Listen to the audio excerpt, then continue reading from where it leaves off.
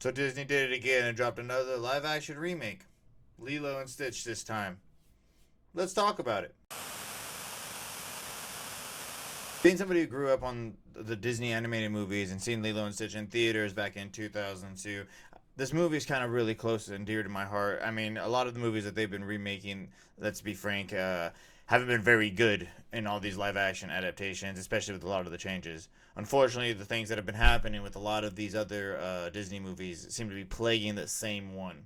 Now, that's not to say that it's not an enjoyable movie. It's pretty fun, and the kids really enjoyed it. Stitch looks terrific. I mean, CGI has come such a long way. But the movie itself does have some flaws. The movie had changed a lot of key points that were big for me. It took away a lot of the elements of, like, when he plays Elvis.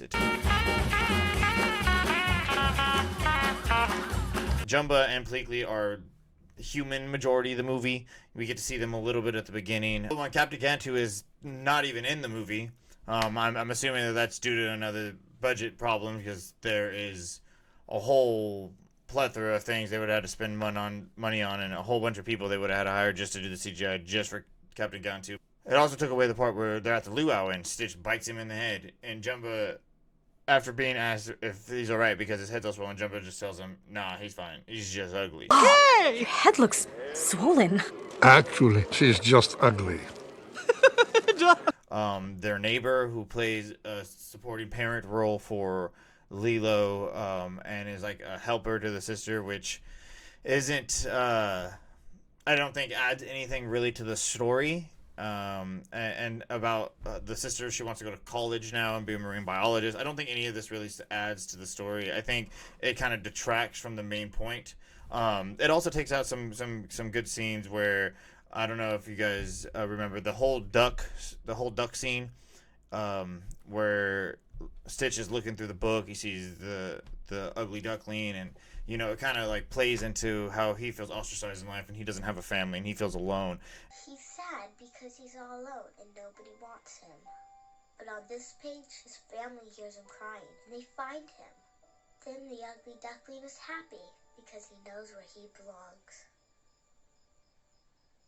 And that is completely removed from the movie. There was a lot more human issue as opposed to, focusing on Lilo and Stitch's whole thing and their journey. Because Captain Gantu is not in the movie, Jumbo becomes the main villain of the movie, which, I mean, whatever. In the animated movie, he kind of switches up really quick, and he decides he's going to be friends with Lilo and Stitch, which kind of, at the end of the movie, makes it so that they all become one big part of the family, while Pleakley stays as well. But they completely removed that. What? After all you put me through, you expect me to help you just like that? Just like that? Fine. Fine? You're doing what he says. He's very persuasive. Remove the part where she fights at the beginning of the movie where she's dancing. She shows up late due to the fact she's hanging out at a hotel instead of the fact that she's feeding the fish who controls the weather.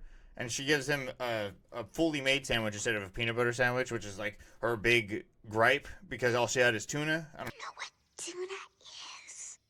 Fish? It's fish! If I gave Punch tuna, I'd be an abomination! And lastly, I really don't like their portrayal of Bubbles in the animated movie. Bubbles is more a big, ominous type of character. I am the one they call when things go wrong. And things have indeed gone wrong.